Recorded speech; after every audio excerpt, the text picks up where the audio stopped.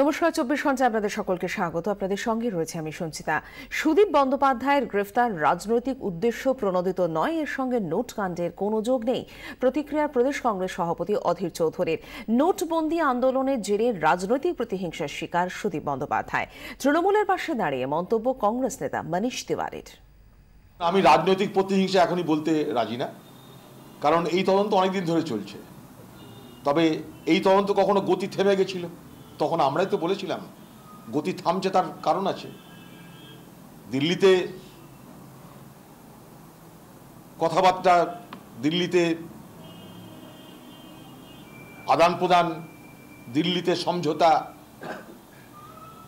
তার বিনিময়ে কখনোই তদন্তের গতি থেমেছে, তদন্তের গতি কমেছে, আবার তদন্তের গতি কখনো বেড়েছে, এটা তো আছেই।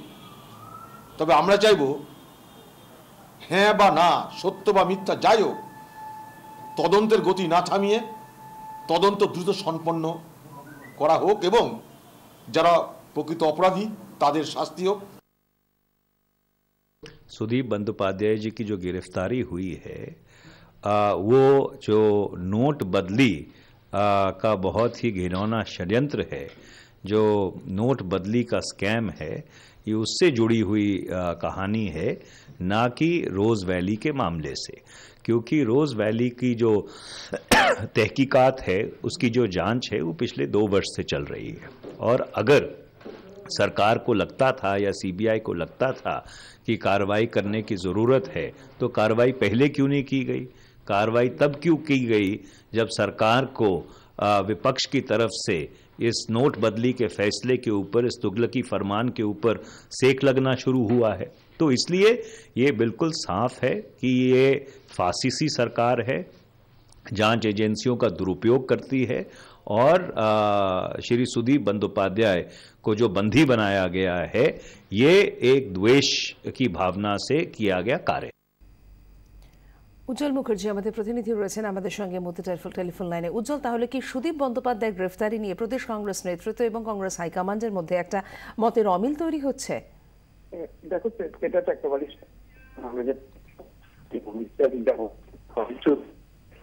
প্রতিক্রিয়া দিয়েছেন। এই যে সমস্যা বা এই যে সংকট, অর্থাৎ কেন্দ্রের নেতারা একরকম মন্তব্য করবেন, প্রদেশ কংগ্রেস নেতারা একরকম মন্তব্য করবেন, এই সংকটের সামনে কিন্তু কংগ্রেস আক্ষরিক অর্থেই দাঁড়িয়ে। কারণ রাহুল গান্ধীর সঙ্গে মমতা বন্দ্যোপাধ্যায় যৌথ আন্দোলনে সাংবাদিক সম্মেলন করবে এবং রাজ্য কংগ্রেসের নেতারা আবার মমতা বন্দ্যোপাধ্যায়ের বিরুদ্ধে গোটা রাজ্য জুড়ে তীব্র আন্দোলন করে তুলবেন।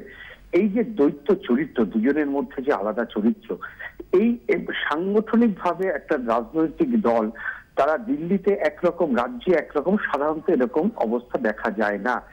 পশ্চিমবঙ্গের রাজনীতিতে একটা কথা চালু আছে যে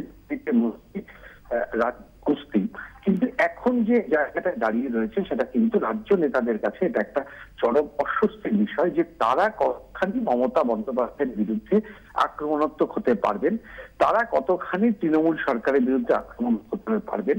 এই ব্যাপারে দিল্লির কোনো স্পষ্ট গাইডলাইন না থাকলেও এখানে সার্কুলার দিয়ে, গাইডলাইন দিয়ে এগুলো ঠিক হয় না।